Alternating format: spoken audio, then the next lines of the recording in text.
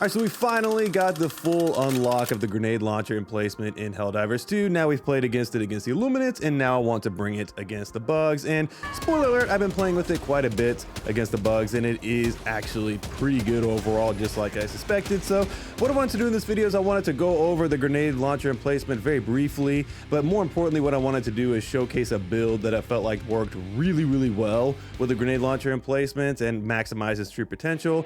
And we're going to be calling this build Detonation Expert. Anyways, let's get into it.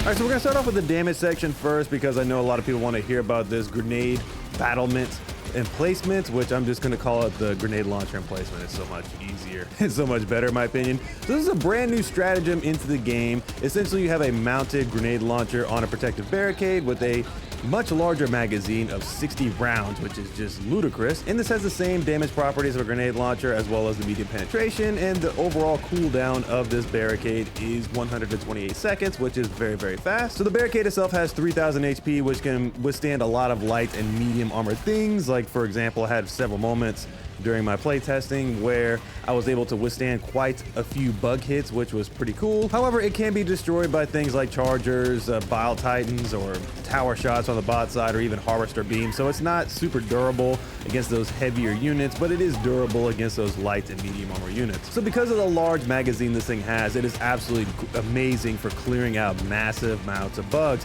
especially during those bug breach situations. So if you're on a big defense mission or the capture the flag mission, for example, you know where they're coming from. You can set this up early and boom, you're gonna be destroying so many freaking bugs. It's absolutely crazy. It's also very good if you have a height advantage, like some of the maps are very hilly. You can put this on the top of a hill and just rain fire down on a bunch of bugs. So overall, the situations for this thing are quite frequent. So you want, and because of the quick cooldown, you can call this in quite a lot. So you're going to be able to clear out a lot of bugs. And as a side note, this can also deal with objectives just like the regular grenade launcher, such as the Shrieker towers, the bug holes in the spore towers, and also the illegal broadcast. So that's actually pretty cool as well. The biggest negatives of this emplacement is that it is a true emplacement. Once you place it down and you place it in the direction you want it to go, that's it. It doesn't rotate like the other emplacements, which I think is a shame. I think this thing actually should be on some sort of pedestal, so that way you can turn it around and, you know, it's not so restricted to just one area, because it's not really that crazy of a thought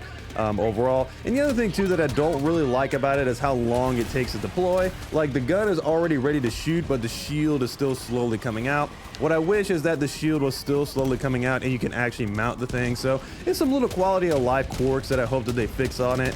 And I'm not sure if the movement thing will be fixed on it, but for now, you need to make sure that you're being precise with where you place this thing. The other thing too that I really hope they fix is while you're on the emplacement, if enemies start swinging at you, they will swing through the emplacement and actually hit you, which is kind of annoying. What I hope is that, I feel like this is an issue with the ballistic shield at one point, so I feel like it will be fixed. But once that's fixed, it'll be a lot better because you can stand behind it and actually withstand a little bit of small fire or small arms things happening to you. So right now, but right now, you're actually going to take quite a bit of damage when you are getting hit by bugs. But overall, I've been enjoying the grenade launcher emplacement against the bugs. It's still fairly new, so we have some testing and some further things we need to figure out with it, but overall it's been very good so far. All right, so our next source of damage and also gonna double as a source of crowd control is going to be the Cookout. It is arguably one of the best weapons in the game, period, against the bugs.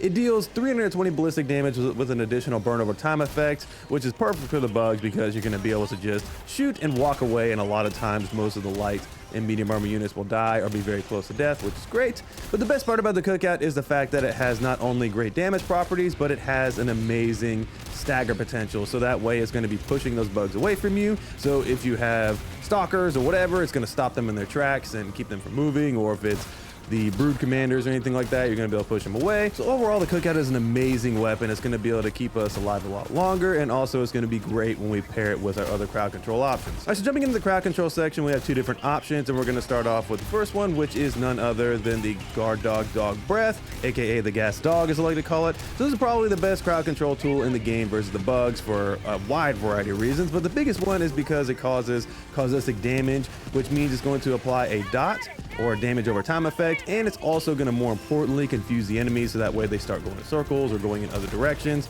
It's actually super effective, and it flies around and gasses up the bugs in its own volition, so that way you don't have to worry about doing it yourself. So it's just gonna gas up the target. Once it's gassed up, it's gonna move to the next one, and so on and so forth until it needs to recharge, and it will circle back a lot of times and re-gas up targets. This thing is great because it not only can gas up the regular light and medium armored units, but it can also gas up chargers. So it's absolutely nuts because you got a charger chasing you.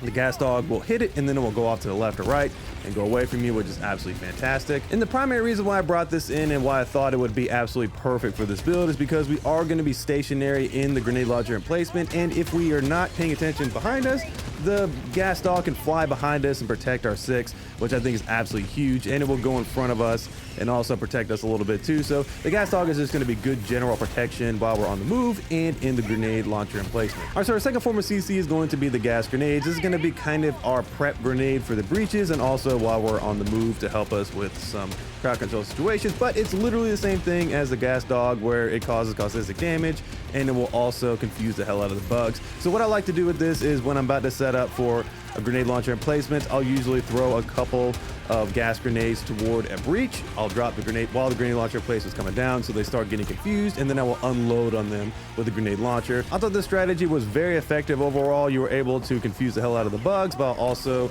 you were able to rain hell on them with the grenade launcher emplacement. So overall, the pairing of not only the gas dog, the gas grenade, and the Cookout is going to completely cover you with crowd control options, but the gas grenade more specifically is going to be able to help you with those crazy situations like breaches, or when you're on the go, you can throw it at your feet and protect yourself if your gas dog is a bit busy or recharging. So in general, the gas grenade is just super good overall in this build. All right, so jumping into our anti-tank options, we are bringing 2, and the first one is going to be the Quasar. So the Quasar is just an amazing source of anti-tank in this game. It's going to be able to one-shot chargers and ball titans to the face. It has unlimited ammo. It just needs a short recharge of 15 seconds once you shoot it.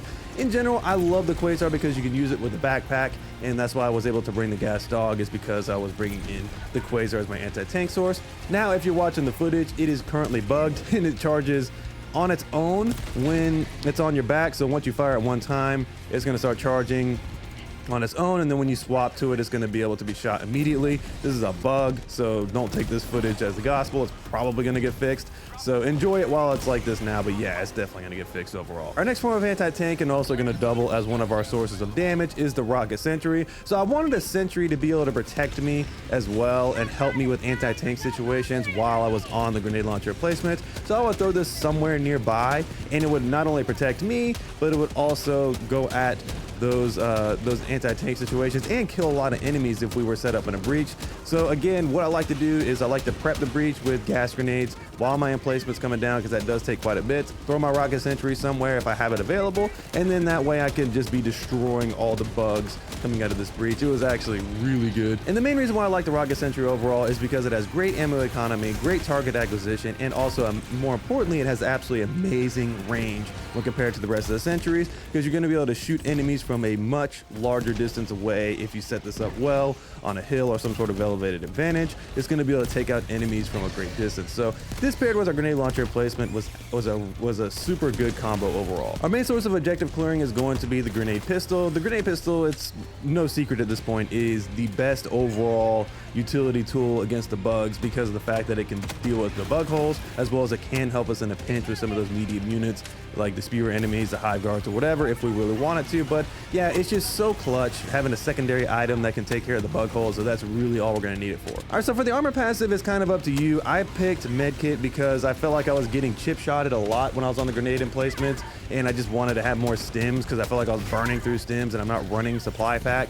so I felt like I needed the medkit, plus the extra heal over time effect is very good. But if you don't want to run medkit that important, just kind of dealer's choice is what you want to run. But yeah, I was running medkit because I felt like I was taking a little bit less damage with that passive on. All right, so I wanted to go over some general gameplay tips and some final thoughts on how this build played out when I was actually using it. So overall, this build is really simple. You're gonna be using the grenade launcher emplacement as much as humanly possible. As a 128-second cooldown, you're gonna have it a lot, so you're gonna be able to use this a lot to go ham on the bugs. Having a 60-round grenade launcher is borderline overpowered depending on how you place it. The things holding it back, obviously, like I said before, are the fact that it is very critical that you place it where you want it to be, because if you misplace it by a little bit, you're not gonna be able to turn enough to the left or right to be able to take out the bugs that you want to take out, which is honestly the biggest weakness of this thing. But because the cooldown is so quick, it's not so bad. But yeah, you got to be really judicious with where you place this thing. That's the biggest weakness of it. But if you place it well at bug breaches,